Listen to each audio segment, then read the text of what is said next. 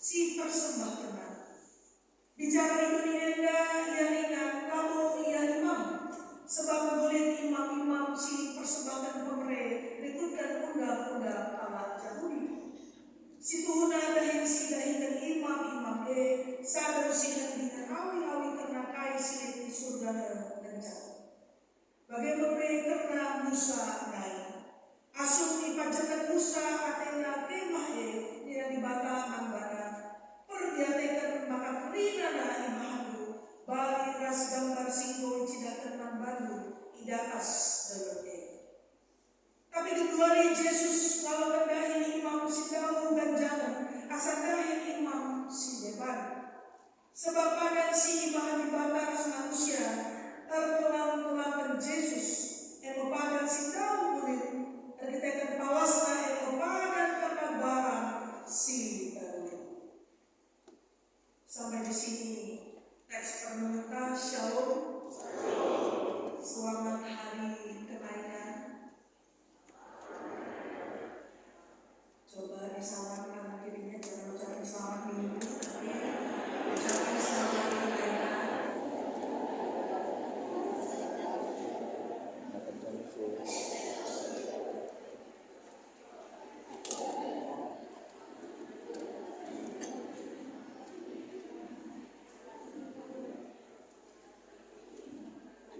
Kalau saya Tuhan sudah berapa kali tadi salah mengucapkan selamat minggu. Ya, ini mungkin menjadi salah satu fenomena yang harus kita sadari.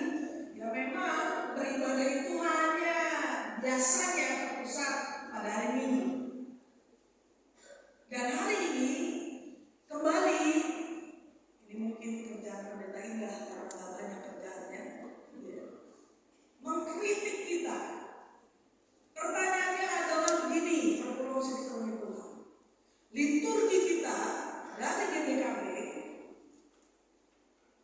selalu mengatakan maka dibata Allah Yesus Kristus muli dari kami basuna Bapak kubasi dan jaga laus aku nikapkan ingan manbandu.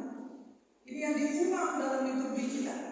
Ya, dari tadi kita ucapkan secara responsorial, bahkan secara kita merenungi ibas paksa tentang pertanyaannya pergulungan sedikit. Kita, saya ubah dulu, nanti nggak bisa dijawab. Ini karena pembahasan pendeta Indah bahasanya seperti itu. Siapa yang tidak mau masuk surga?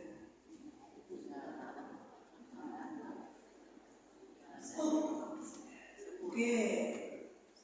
Mengerti ya pertanyaannya? Sekarang pertanyaan kedua. Siapa yang mau masuk surga? Langsung tinggi.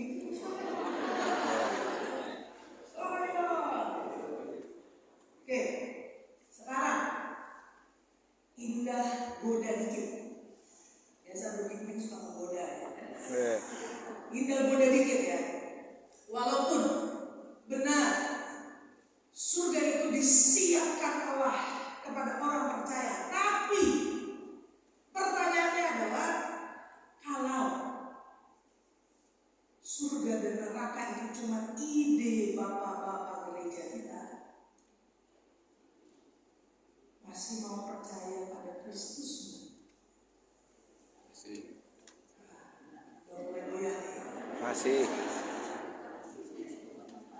Masih. Ini pertanyaan pendeta yang apa sih? Bingung. Tidak mudah sekali. Kalaulah secara gamblang, kalau Indah juga belum pernah ke surga, kalau surga itu bahaya juga ya kalau ke surga ya. Tapi ada pendeta lain yang mengaku sudah pernah ke surga, hebat juga ya. Mungkin kita harus belajar. Kalau surga dan neraka itu tidak ada, masih percaya pada Kristus? Ini suaranya nggak simbang. Ini yang paling mengangkat tingginya masih nggak ya? Nampaknya perlu masih dikenal Tuhan. Iman kita itu masih sebatas surga dan neraka. melakukan dosa karena ada apa? Ada neraka. Kita mau melakukan baik karena apa? Ada surga. Sekarang ini hilangin. Makin mikir, udah bangun pagi-pagi, hari Kamis, disuruh mikir lagi sama pendeta. Artinya berproses dengan Tuhan, jangan sampai, hati-hati ya, jangan sampai kita mengaku Kristen karena kita ditakuti oleh konsep ini. Dan ini yang membuat kita kemudian mudah sekali menghakimi orang atas nama nanti kalau gak masuk surga.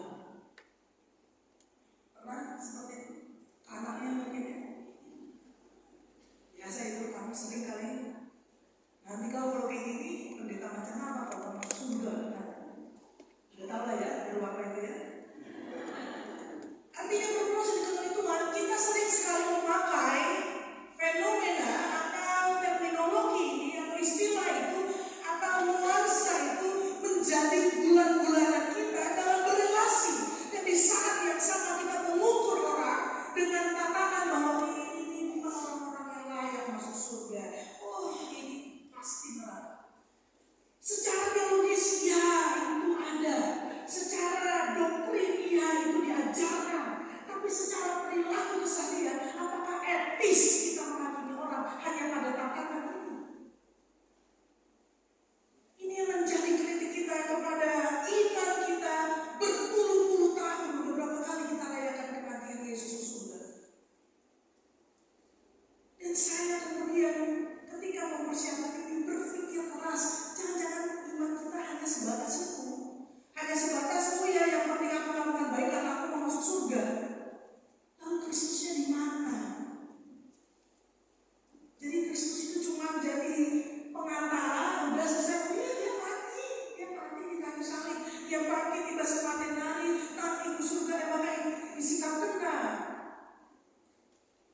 Ingat, mandrina kalasita. Kita fokusnya pada bagaimana Yesus mempersiapkan tempat, tapi kita tidak fokus pada Yesus yang berkorban. Kalau kita fokus pada Yesus yang berkorban, mungkin tingkat kriminalitas, tingkat penghakiman, penerimaan semakin tinggi, dan segala hal yang jelek semakin menurun.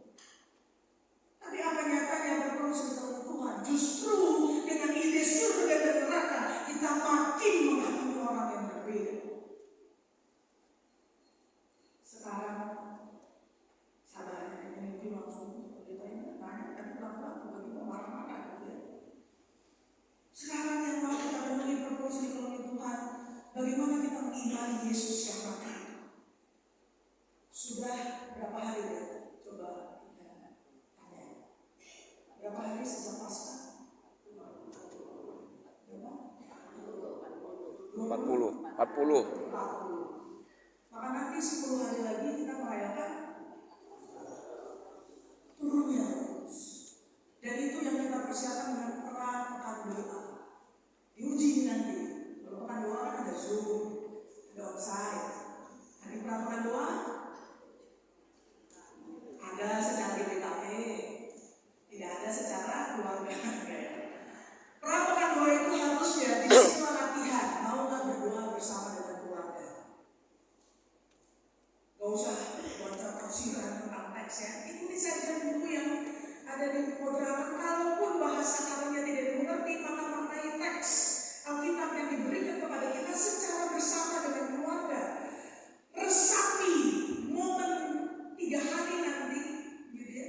Sebelum nanti 1 minggu secara komunal gereja kita melaksanakan pekan doa, dan di akhir pekan doa kita akan mengambil bagian dalam perjamuan kudus itu. Maka di hari ini jemaat yang dikasih Tuhan berpelukan dengan Tuhan, kami mau ngajak kita lah terjun bahagia pada Yesus menanti ke surga, nikahkan iman menambah kasih ke mana, tapi bagaimana kita memurnikan hati nurani kita, menyucikan hati nurani kita bahwa ya aku percaya pada Kristus bukan hanya karena dia mempersiapkan surga, tapi karena dia juru selamat. Maka peristiwa ini sebenarnya peristiwa yang tadinya udah dibilang mati, tiba-tiba bangkit, bahagia lagi, ada pengharapan lagi. Terus tiba-tiba ditagih kena lagi. Ini kan emosi yang tidak apa ya, tidak stabil. Begitu. Adikam Korea tadi demam gak jelas karangannya, luka akan marah-marah di rumah. Gak gitu ya? Ini nggak tahu soalnya belum ada bahas ya. Gak gitu ya? Salah nggak dicoba. Mungkin kalau kita tahu pasangan kita atau orang yang kita cintai, tapi kita nggak tahu dia mau kemana, apakah kita tidak resah? Resah nggak? Ini mau yang bertanya resah semua ya. Mamre, adi laitan lu, kai sidai kemuliaan berusaha dalam.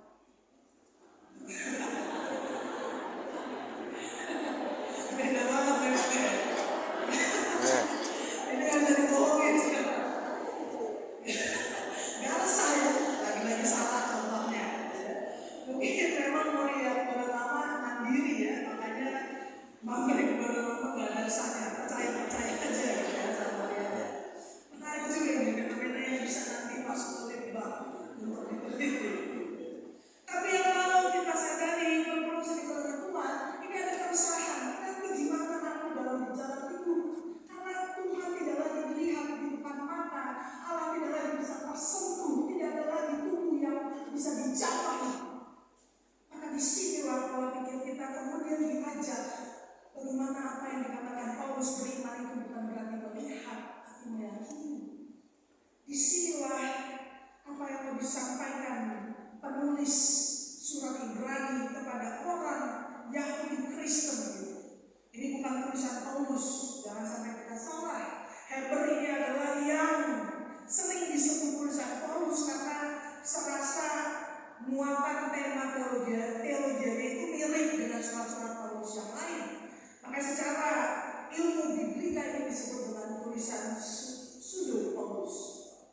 Jadi dia bukan ditulis Paulus, tapi mirip makna teologianya, pesan teologianya dan segala macam.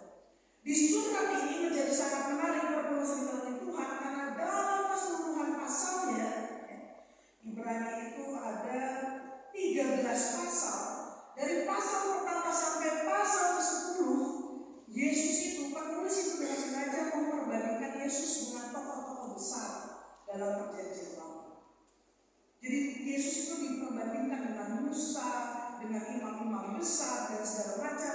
Maka sampailah kita pada teks kita, Ibrani 20 ayat 1-6. Ini pengakuan penulis Ibrani yang mengatakan Yesus adalah imam besar. Apa artinya imam besar ini? Guru. Dalam tradisi Yahudi kita tahu namanya bait suci atau kemah kudus, tahu ya? Maka tidak semua orang sembarangan bisa masuk situ. Lalu ini turun dalam tradisi kekristenan itu yang disebut konsistori. Makanya sebisa mungkin di bait suci itu hanya orang-orang orang-orang terpilih, orang-orang yang dipercaya. Nanti kita bisa baca di Ibrani Siwah ayat 11-10. Yogikan kami ayat itu dalam bahasa Indonesia terjemahan baru 2. Tetapi ke dalam kemah yang kedua hanya imam besar saja yang masuk sekali setahun dan harus dengan darah yang ia persembahkan karena dirinya sendiri dan karena pelanggaran-pelanggaran yang dilakukan oleh umatnya tanpa sadar. Ayat 8. Dengan ini Roh Kudus menyatakan bahwa jalan ke tempat yang kudus itu belum terbuka selama kemah yang pertama itu masih ada. Kemah yang pertama itu adalah tempat roti, meja, kandil, dan roti-roti perjamuan. Artinya, gak ada orang yang bisa sembarangan masuk ke kemah kedua. Dia hanya imam-imam besar. Dan penulis Ibrani mau mengatakan sekarang sudah ada yang masuk ke kemah itu. Yang ini siapa? Yesus Kristus. Karena apa? Karena dia bukan lagi mempersembahkan darah kambing dan domba yang menjadi tradisi Yahudi, tapi justru dia memberikan diri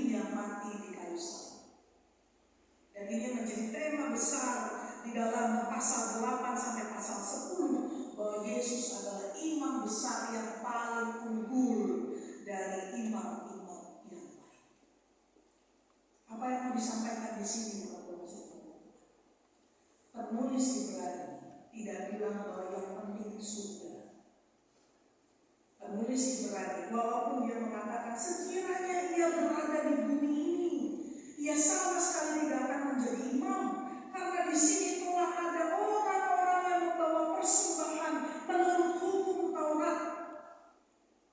Jadi yang mau disampaikan penulis Ibrani tentang konsep surga bukan seperti yang kita pahami tentang apa yang dikatakan oleh Yohanes tadi, kayak seperti tempat yang nanti kita menuju ke sana. Oh ya, nanti setelah mati, ketika penghakiman datang, Yesus datang kedua kali, maka kita ke sana. Bukan hanya sebatas itu, tapi penulis Ibrani mengatakan bahwa surga itu adalah Yesus sendiri. Karena hanya Yesus yang memberikan dirinya mati ibas kayu salib, maka ia masuk ibas tempat kudus di bumi bagai di surga. Maka penulis oleh Tuhan dalam tulisannya penulis Ibrani mengingatkan kepada kita dua hal. Bagaimana kita mau memilih Yesus di atas segala pilihan-pilihan kehidupan kita. Dan yang kedua, menantang pembaca. Kami mengutip dari salah satu penafsiran yang mengatakan begini. Penulis Ibrani menantang pembacanya agar tetap setia kepada Yesus meskipun dalam penganiayaan atau penderitaan. Sekarang kemudian bebas kita merayakan kenabian Yesus ke surga, kita bukan berfokus pada surganya, tapi berfokus pada imannya. Maka dari mulai kami dengan bertanya, kalau nggak ada surga, rasakan ada iman dalam kita. Karena jangan-jangan tadi jawabannya agak lemas gitu ya. Mungkin karena belum sarapan pagi-pagi dari sini, langsung ke lapangan bendi, ada panggang di situ enak. Artinya perlu Tuhan semua. Kemudian di hari ini kembali kita ditanya apa arti beriman. Ini pertanyaan yang rusak dari kecil udah ditanya. Serta saya tumbuh sering berdengar. Maka tawaran indah di dalam pertemuan kita ibas lari adalah mari kita melihat bahwa walaupun nanti setelah kita tetap sepakat, kita tetap beriman, tapi kita berduka, tapi kita akan gagal, kita akan menderita. Pertanyaannya adalah mau setia pada imannya atau tidak. Maka pertanyaan yang paling mendasar, kalau tidak ada surga dan neraka, masih beriman sama Kristus atau tidak? Makanya ada suaranya ya. Masih. Ini yang menjadi penting perlu surga. Jangan sampai iman kita hanya dimuarakan pada satu tempat, satu nuansa, satu vibe itu kalau bahasa Permata ya, vibe. Kalau Permata, belum bangun ya pagi-pagi, kurang semangat kalau Permata bangun. Bahasa Permata, bahasa pemuda, kalau cerita itu tuh kayak vibe. Waduh, vibe-nya enak banget gitu. Jadi kayak orang itu kalau punya vibe-nya bagus, dia mau berjumpa dengan dinamika apapun, dia akan menawarkan sebuah rasa yang berbeda. Itu kenapa ini selalu mengajak coba dilihat kanan dan kirinya. Coba dilihat.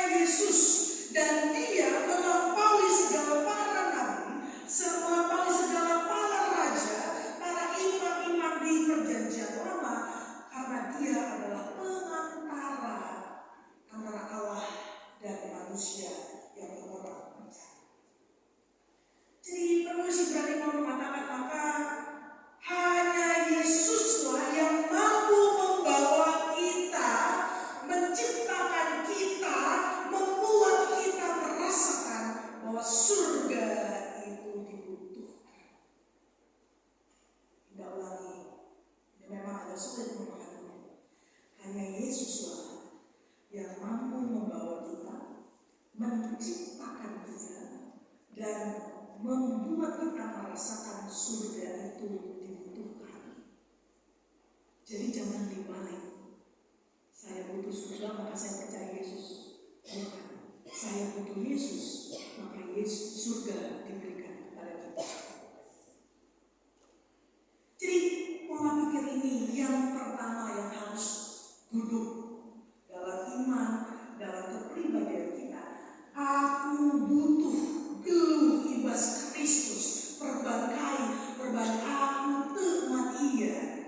Simbol mati jangan bangkit, mereka kegeluhan guna nebusi dosa-dosa.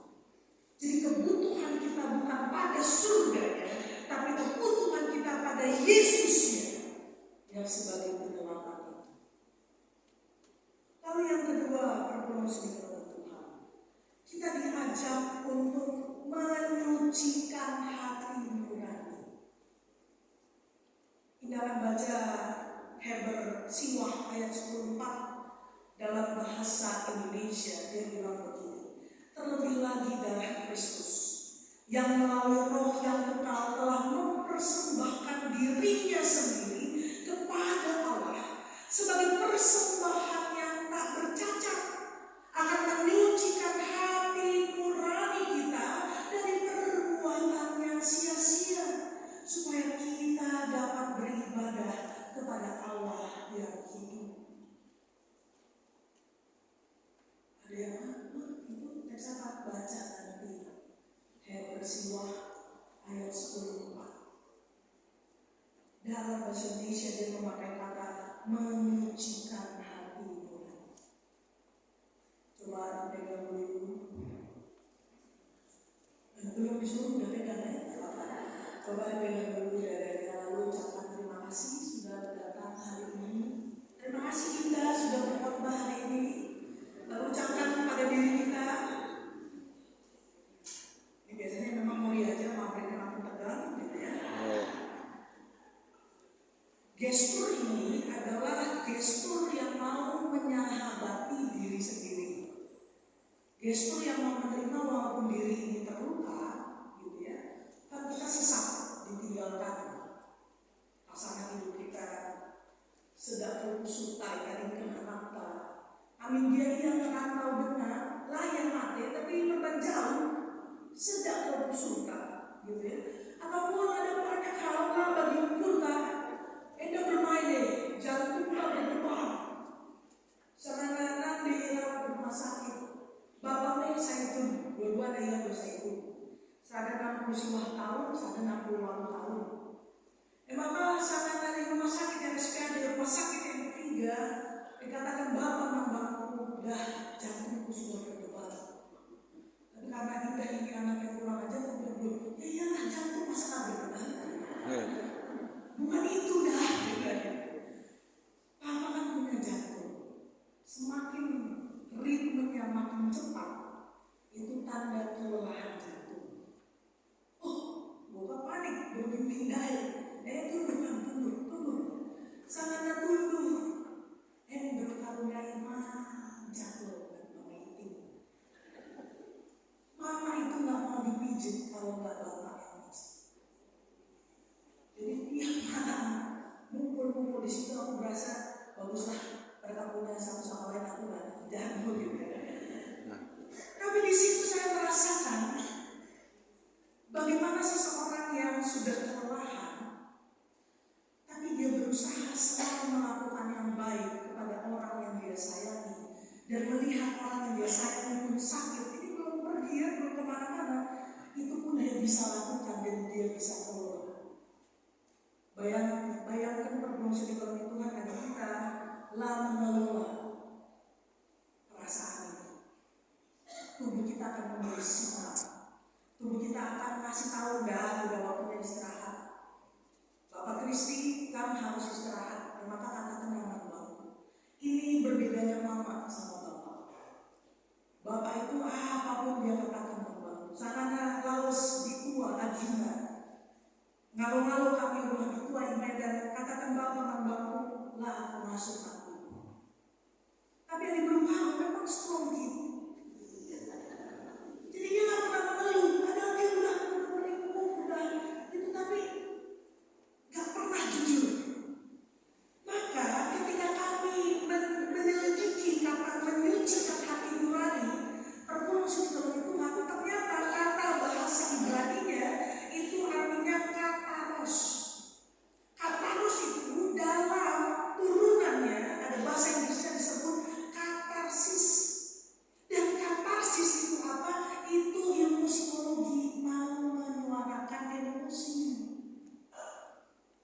bukan?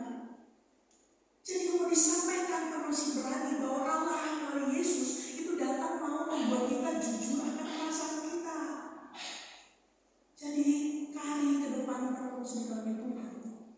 Yesus bersuruh ke surga, jadi kita bersikap melakukan kesaksian Dia, maka nanti dalam perjalanannya kita memang sudah memilih setia, tapi kalau penderitaan datang, kalau sakit penyakit datang, kalau kegagalan datang, kalau pengkhianatan datang, penganiayaan datang, mari kita berkatasis, menyucikan hati nurani kita dengan memulai mengekspresikan perasaan gue, orang-orang yang kau percaya. Jangan ditahan sendirian. Ini menarik. Dan ini yang mau dikatakan kepada kita manusia, imam besar itu sudah membawa kita, mengajak kita dan memberikan persembahan paling unggul daripada segala imam. Agar apa? Agar kita menyucikan hati nurani kita dari perbuatan apa? Perbuatan yang sia-sia. Maka katarsis itu artinya pure, release, terekspresikan dengan sangat baik. Jarang ini orang tua karo anaknya jarang menyuarakan perasaannya. Ini bagaimana mengkampanye orang tua kami? Kan gitu ya. Maka lihatlah nanti anakmu di rumah yang dewasa, ia sudah sanggup menjadi teman berkeluh kesah. Saat kamu latih anakmu kita dengan berdoalah bersama dengan dia, walaupun kamu tidak harus berkeluh kesah dengan dia, tapi berdoa bersama dia dan berkeluh kesah kepada Tuhan bahwa dia sadar saya juga harus mengekspresikan perasaan saya. Karena apa? Kalau sudah Tuhan nanti itu sakit pasti dipengaruhi oleh kehilangan kakak si tua. Dia tua dekat kita. Tua meninggal Januari lalu. Dari situ kondisi mama memang terlihat tidak bisa mengekspresikan